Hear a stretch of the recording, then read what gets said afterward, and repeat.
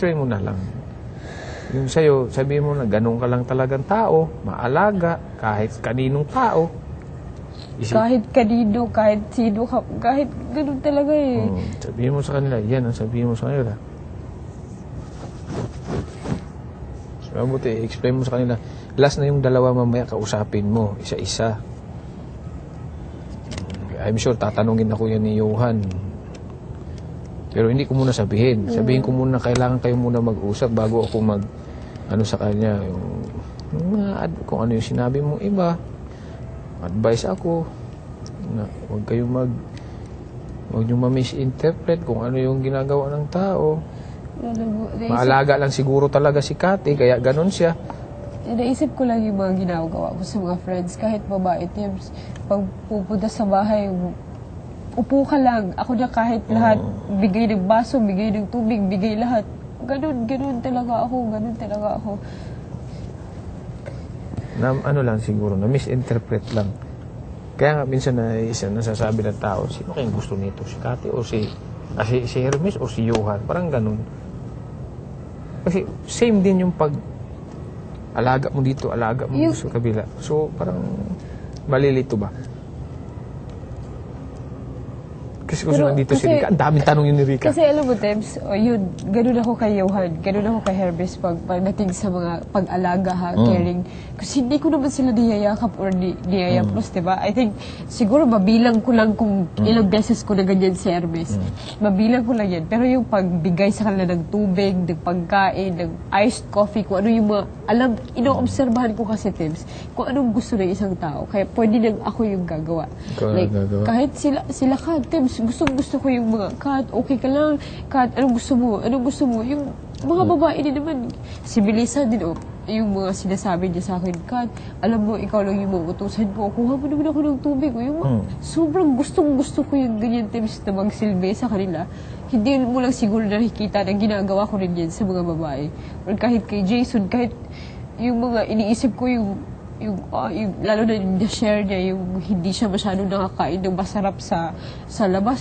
Palagi ko rin na naiisip niya, tol, sa'yo na to, tol, sana ito, to. Yun yung mga iniisip ko, tips na ganyan lang talaga ako.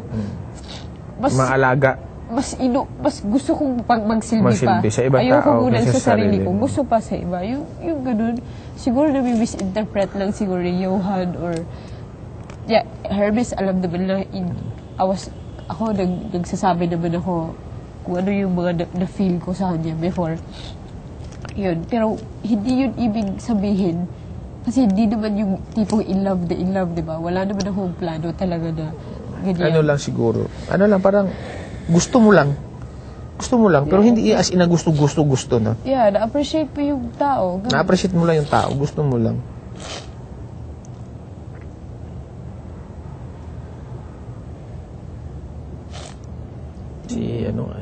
Basta si Yon, gusto ka ni Yon. Yun talagang alam mo. Gusto ka ni Yon. Pero yung sa kanya, parang hindi lang siya talaga pumupurma dahil iniisip niya yung side mo, tungkol sa ex mo. Yun yung sinasabi niya sa akin. Hindi niya alam kung tama ba yung ginagawa niya o mali. Kanina ko din naiintindihan si Johan Tims kasi kanina pa niya sinabi sa akin ang lahat din na yun niya siya sa'yo nasasaktan siya pa sa... alam, yun. So, doon,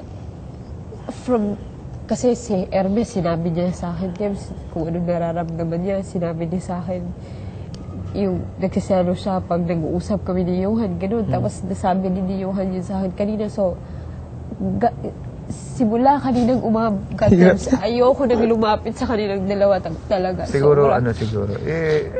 Tingin mo, tama ba yung gawin mo? Na hindi ka muna magdala. Hindi naman. Siguro the sweetness. And then before that. Siguro, yung medyo light na lang konti. Hindi na yung kagaya siguro na parang binibaby ko silang lahat. Mo sila lahat. Siguro yun yung pinakamali ko. Kasi baka sabihin na, uy, bakit ganito to siya sa kabila? Sa akin hindi masyado ganito. Parang ganun. Pero alam mo, Tims, kasi tanungin mo ako, Tims, kung anong mga napansin ko, mga gusto ng mga babae. Mariel, yung mga ganun, ino-obserbahan ko yun, like, pagkakain tayo, Mariel, uupo sa table, magkuha ng coffee. Gusto ko, Tims, bigyan agad siya ng bread. Kasi alam kong gusto niya ng bread. Tinapay. Yung mga ganun, Johan, Gusto mo magsilbi. gusto kong magsilbi, gusto kong mag-alaga. Yun. Yung gano'n si Hermes, alam kong hindi ko makain ng pepper, swerte yung kung mga ganun. swerte pala magka-boyfriend ka. Maalaga ka pala. Pero siguro, yun yung mali ko. Mali ba yun, Tims? Ginagawa ko yun sa hindi ko boyfriend. Ano yun? Ano lang yun? Siguro, hindi mali yun. Maalaga ka lang tao. Pero yung pag-aalaga mo, na-misinterpret lang siguro ng iba. Kaya nahulog yung loob nila sa'yo. Yun lang yun. Dahil nahulog. Hindi, pero sabi ko sa'yo, hindi rin naman kasalanan ng mga lalaki na mahulog yung loob nila sa'yo. Sige, unang-una, maganda ka. Cute ka. Sa mata mo pa lang, wala na. Oh. Maalaga ka masyado. Malambing. Sino man hindi naman madedevelop sa'yo niyan? Madedevelop talaga yung dalawang tao sa'yo. Siguro yun yung pagkakamali. Ano lang, siguro yung mali mo lang, hindi mo masyado siguro na-control yung pag-alaga mo. Yung, like, so kahit ikaw, Tims, alam ko hindi ka kumakain ng kalabasa, di ba? Pero alam ko gusto kakainin ka kaya ito ng kalabasa. Yung parang mga ganun. Thoughts lang ba? Simple thoughts, pero I know it. Yung mga tipong ganyan. Pero, Kumain na nga ako eh. siguro mali pag ganyan. Mali siguro. Parang, yung ano lang, yung siguro yung pag-aalaga, ano lang mo lang siguro, yung meron din yung meron lang, yung tama lang. Yeah, siguro. Siguro hindi mo rin naman siguro masisisi yung dalawa. Oh, sobrang Kung hindi talaga. madedevelop din sila yung sa'yo. sarili ko yung masisisi ko ngayon. Huwag mo lang sisihin yung sarili mo. Ano lang yan, ganyan talaga yung buhay. Huwag mong sisihin yung sarili mo. Hindi mo kasalanan kung naging ganyan ka. Ngayon, alam ko, nagpapakatotoo ka sa sarili mo. Yun. So, yun pala si Kati. Kaya pala ganon, kala ko hanggang pa cute-cute lang. Yun pala hindi. Iba palang tao. Maalagang tao. Yun. Kaya nami-misinterpret ka ng ibang tao dahil siguro sa yung pag-aalaga mo sa kanilang dalawa ni Johan siguro. Kaya ang tao may isip, in love dito sa ex, pagkatapos kay Hermes, pagkatapos kay Johan. Yung pag-aalaga mo kay Johan, pag-aalaga mo kay Hermes, same din. Parang natin, ang question ng tao na, sino ba kaya talaga sa dalawa? Parang ganun. Tapos yung isa din. I'm sure din yung dalawa din.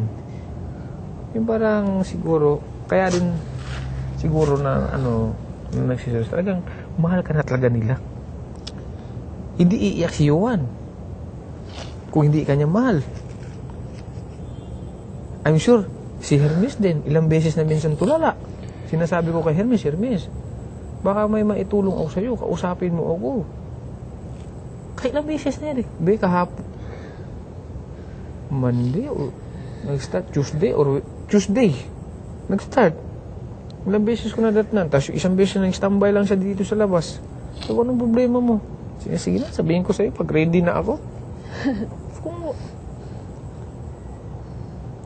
Hindi ko naman pwedeng Okay, pilitin. I think, alam mo, gayon ko lang na-realize. Doon ako nagkakamali. Dahil sa sobrang pag-aalaga. Sobrang nami-misinterpret ka. Inisip ko naman, Debs, hindi naman ako naging malandi. Kasi inisip ko hindi naman ako nagkikiss sa kanila o naging touchy sa kanila. Hindi naman talaga. Siguro dahil dun sa yung mga pinapakita kong mga bagay-bagay na gano'n. Pero pinapakita ko naman talaga yun kasi kahit sa mga babae. Pinapakita mo lang siguro kung sino talaga si Kati. Yun. Kung ano ka talaga. Kasi naman, alam mo, plastikan ka.